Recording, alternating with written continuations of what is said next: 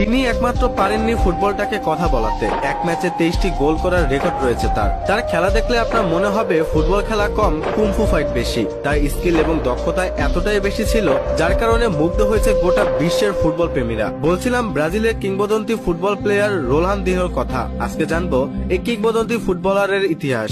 Ronaldinho নামটি শোনেননি এমন ফুটবল প্রেমী খুঁজে পাওয়া দুষ্কর। সর্বকালের সেরা ড্রিবলার, অন্যতম সেরা এই ফুটবলার তার ক্যারিয়ারে প্রায় সবকিছুই জিতেছেন, কিন্তু জিততে পারতেন আরো অনেক কিছু, হতে পারতেন ইতিহাসের সেরাদের সেরা। বিখ্যাত ফুটবলার ম্যারাডোনা বলেছিলেন রোনালদিনহো একমাত্র ফুটবলার যিনি পারেননি একমাত্র ফুটবলটাকে কথা বলিয়ে ছাড়তে।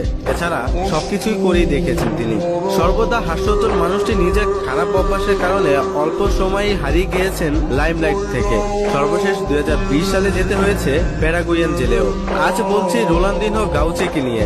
রোনালদিনহো 1980 সালের 21শে মার্চ ব্রাজিলের পোর্তে আলগোরে নামক শহরে জন্মগ্রহণ করেন। ছোটবেলা থেকে তিনি বিচ ফুটবলার আর অ্যারিনা সকারের প্রতি আকৃষ্ট হয়ে পড়েন। এখান থেকে তার ফুটবলের প্রতি প্রেম শুরু বলা হয়। ফুটবল ক্যারিয়ারে খেলেছেন অ্যাটাকিং মিডফিল্ডার